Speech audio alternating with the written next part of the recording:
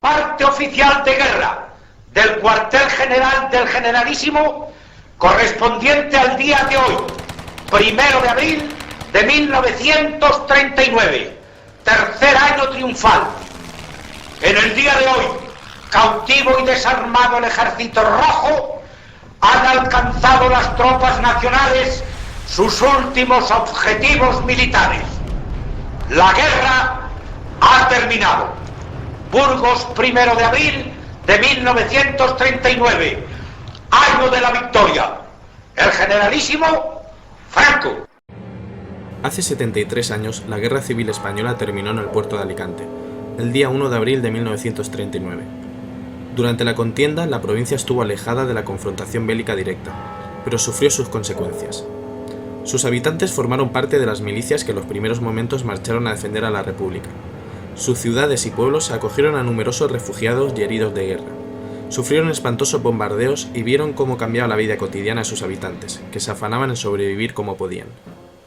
Alicante, en el contexto de la Guerra Civil, no es solo importante por ser una ciudad bombardeada, sino porque, sobre todo, fue el último reducto de legitimidad republicana. Fue la última ciudad que se rindió del territorio republicano. En este sentido, en Alicante, después de la caída de Valencia, se convierte en el último puerto para poder escapar camino al exilio para muchísimos hombres y mujeres que habían luchado y se habían significado por la causa republicana.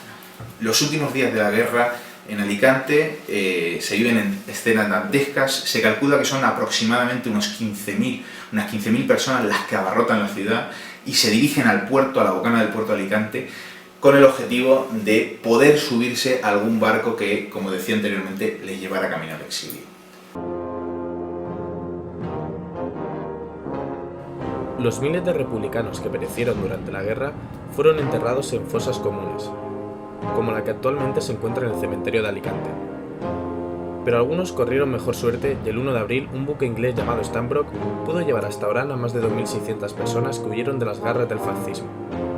Los que cayeron cautivos fueron apresados y conducidos en su gran mayoría al campo de los Almendros, situado junto a la actual avenida de Denia. Gente superviviente de este campo de concentración relata con horror cómo el hambre se apoderó de ellos hasta el punto de comerse las hojas de los árboles cuando las almendras ya se habían agotado. El único barco que fue capaz de esquivar, de saltar la barrera que había establecido, el cerco que había establecido la marina franquista, fue un pequeño barco inglés, un pequeño carbonero inglés comandado por Archibald Dickinson, que consiguió llegar al puerto y consiguió evacuar a las últimas 2.000 personas que escaparon de las garras del franquismo. A las pocas horas se consumaba la conquista por parte de la división Littorio, la división fascista italiana Littorio, comandada por el general Gambara, y al día siguiente, el 1 de abril de 1939, Franco desde Burgos emitía el último parte de guerra.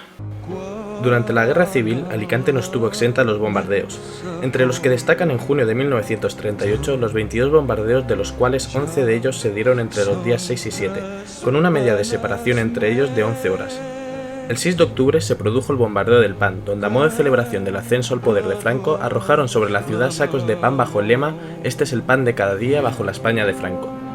Pero el 25 de marzo de 1938 Alicante sufrió uno de sus más trágicos bombardeos, que se produjo contra el Mercado Central. En este acto, llevado a cabo por la aviación legionaria italiana, a las 11:15 de la mañana, 7 aviones modelo Savoia Marchetti descargaron alrededor de 90 bombas en las inmediaciones de la ciudad, de las cuales algunas llegaron al Mercado Central llevándose la vida de 300 civiles. Lo primero que hay que decir es que Alicante no fue una ciudad que tuviera frente de guerra y por lo tanto no vivió la crudeza del combate cuerpo a cuerpo. Esto no quiere decir que no sufría los horrores de la guerra.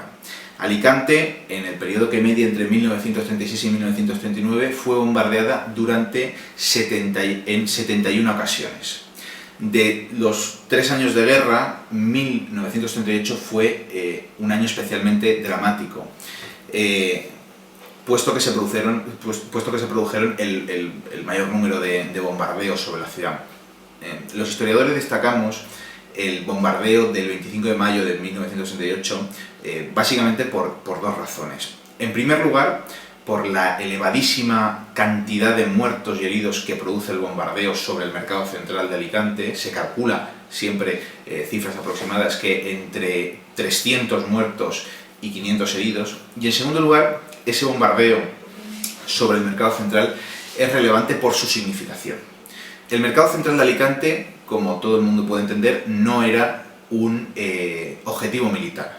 Sí lo era, por ejemplo, la estación de trenes, sí lo podía haber sido también el puerto, así como el aeródromo de Rabasa, etcétera, etcétera, etcétera.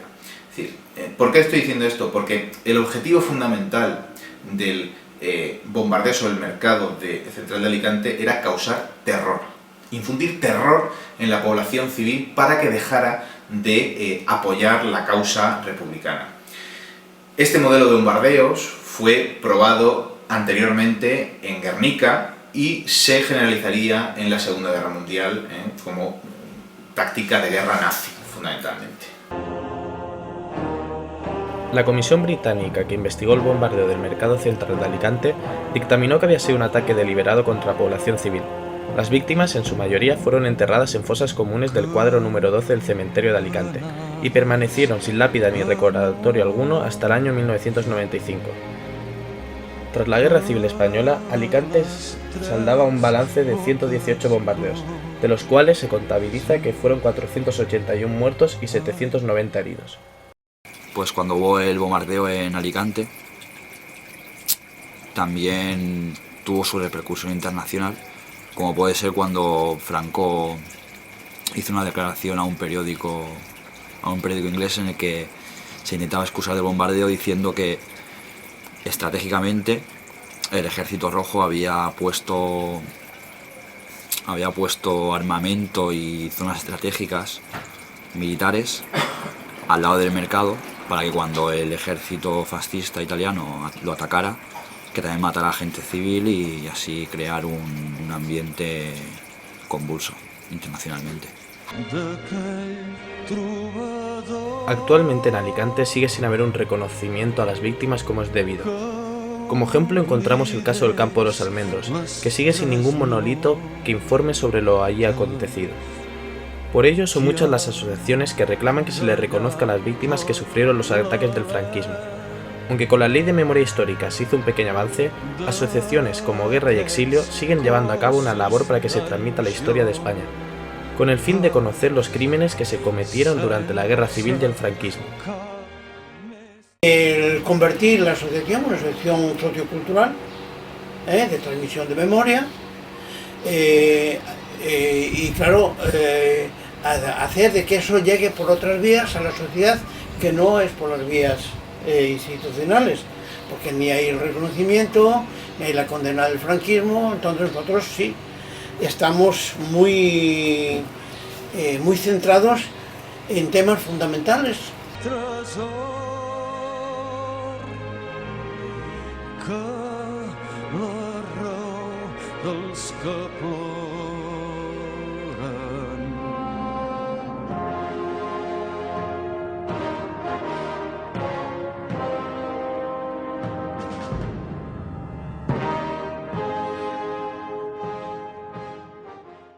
Nosotros no hacemos exhumaciones, nosotros hacemos monumentos.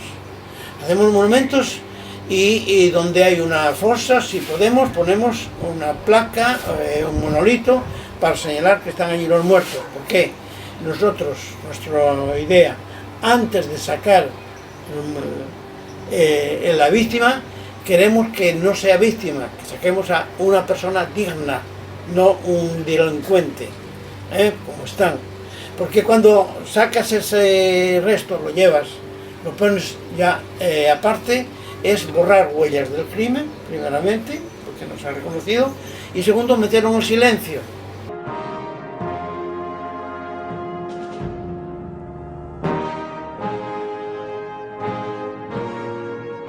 En el cementerio de Alicante todavía yacen las víctimas en la fosa común sin un reconocimiento, compartiendo además lecho de muerte con uno de sus verdugos, José Antonio Primo de Rivera.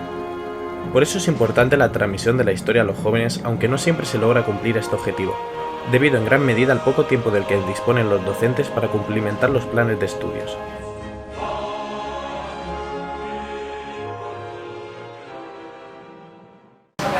Cuando llegas al siglo XX, lo que es la última etapa, lo que es la guerra civil, el franquismo y la transición, pues son todo pequeños resúmenes y pequeñas pinceladas, son pinceladas sueltas. Entonces, a no ser que el profesorado se implique mucho, quiera hacerlo, en los asuntos estos de la memoria histórica y quiera llevar a los alumnos, pues eso, como a ver lo que pasó, el bombardeo del mercado, pues no tenemos posibilidades, es que no hay posibilidad, sí hay problema del tiempo. Debido al problema de tiempo con el que se enfrentan los profesores de las enseñanzas medias, son muchos los jóvenes que terminan por desconocer la historia y los hechos acontecidos en su ciudad. Muchos estudiantes manifiestan además que si no fuese por la voluntad propia, desconocerían al completo lo ocurrido en el bombardeo del mercado central en la ciudad de Alicante, además del hecho de que la guerra civil había terminado en esta misma localidad.